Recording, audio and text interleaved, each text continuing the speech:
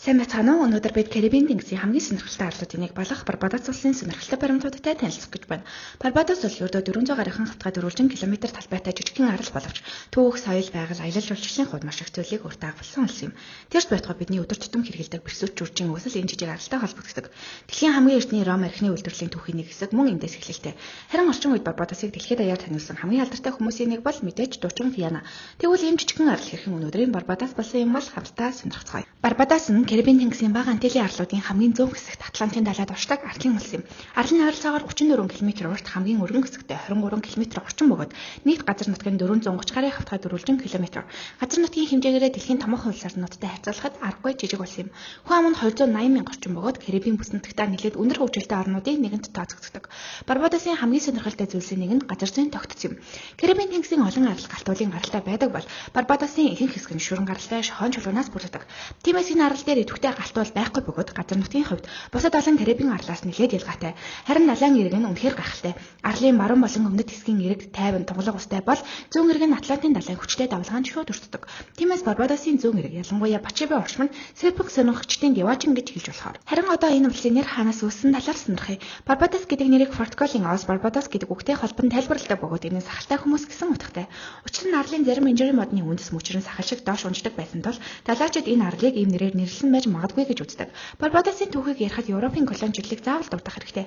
16-р зууны үед Европын далайчид энэ арлд хурж ирсэн бөгөөд 1625 онд Английн хөлгөөнгөц Барбадос иржээ. Үүнээс хойш англичууд арал дээр суушиж эхэлсэн бөгөөд 1627 оноос Барбадос Английн колони болсон юм. Колончлалын үе чихрийн нишингийн тариалан ацар хурдтай хөгжиж Африк твээс хүчээр авч ирсэн боловчлогдсон хүмүүсийг тариалангийн талбайд олноор нь ажилуулдаг байжээ. Тиймээс өнөөдрийн Барбадосын хүн ам, соёл, хөгжим, хоол хүнс, хэл ярианд Африк болон Европын соёлын нөлөө маш хүчтэй байдаг.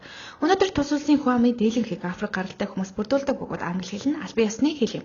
Эндээс нэг түүх эхэлнэ. Барбадос тусгаар тогтносныхаа дараа шууд бүгд найрамд хулс болоогүй. Тус улс нь Британий хамтын нөхөрлийн гишүүн хിവэр үлдэж Британий хааныг төрийн тэргүүнээр хүлээн зөвшөөрч байв. Харин 2021 оны 11-р сарын 30-нд тусгаар тогтнолоо олсноос яг 55 жилийн дараа Барбадос хаант засгийн холбоогоо халж бүгд найрамд хулс болсон юм. Ингэснээр 2-р Элизабет төрийн тэргүүн байхаа болж Сандра Мейсон Барбадосын анхны ерөнхийлөгч болсон. Гэхдээ энэ түүхэн үйл явдлын үеэр Барбадосын нэг хүн бусдаас илүү онцгой байр суурь эзэлсэн юм. Тэр хүн бол Риана. Робин Риана Пенти буюу бидний сайн мэдэх Риана 1988 оны 2-р сарын 20-нд Барбадост төрсөн. Тэрээр нийслэл Бриджтаун хотын ойролцоо өссөн бөгөөд хүүхэд байхад нь тэрнийг дэлхийн хамгийн алдартай дуучны нэг болно гэж хинж төсөөлөөгүй байх. Гэхдээ Риана дэлхийд алдартай болсныхаа дараа хүртэл төрсөн нутгаа мартаагүй. Харин ч эсвэргээрээ Барбадосыг олон улсад сурталчлахад өөрийн нэр хүндийг ашиглаж эхэлсэн. 2018 онд Барбадосын засгийн газар Рианаг тус улсын онц бөгөөд бүрэн эрхчлэгчийн сайдын төвшөнд төлөөлөгчөөр томилсон юм. Түүний гол үүрэг нь боловсрал, аялал жуулчлал, хөрөнгө оруулалтын чиглэлээр Барбадосын ашиг сонирхлыг олон улсад сурталчлахад оршиж байв. Үнэн дээр Рианагийн нэр Барбадосын аялал жуулчлалд маш том сурталчилгаа болсон. Дэлхийн сая хүн Рианагийн дууг сонсож ярилцлагыг нь үзэж түүний төрсэн газар нь хаана байдаг талаар сонирхдог. Ингээд Барбадос гэдэг нэрийг өмнө нь огт сонсож байгаагүй хүмүүс хүртэл энэ жижиг арлын талаар мэддэг болсон. Бүр 2011 онд Барбадосын аялал жуулчлалын байгууллага Рианатай хамтран ажиллаж түүний тус улсын аялал жуулчлалыг сурталчлахад ашиглаж байсан.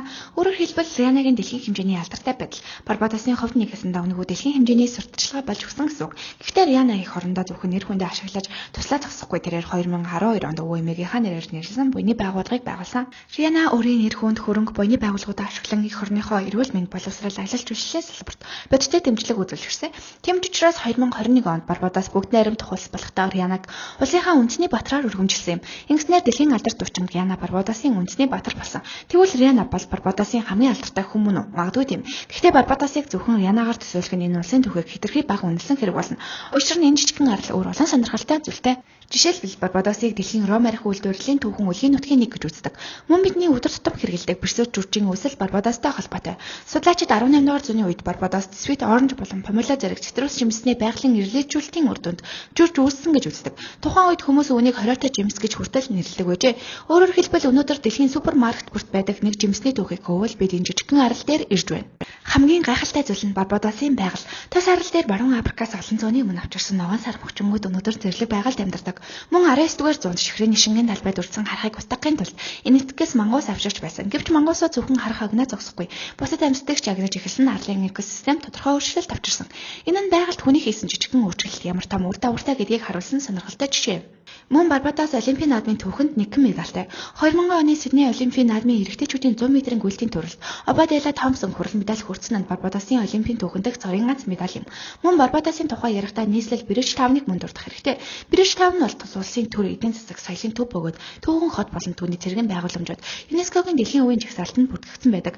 Энэ нь Барбадосыг зөвхөн далайн эргийн аялал жуулчлалын орн биш, бас олон зуун жилийн түүхийг хадгалсан улс гэдгийг харуулдаг. Харин эдийн засгийн хувьд нэг сонирхолтой өөрчлөлт бий. Барбадосын түүхэн чихрийн шингийн үйлдвэрлэл маш чухал байр суурь эзэлдэг. Гэхдээ өнөөдөр тус улсын эдийн засаг зөвхөн элсэн чихрийн үйлдвэрлэл дээр тогтдоггүй.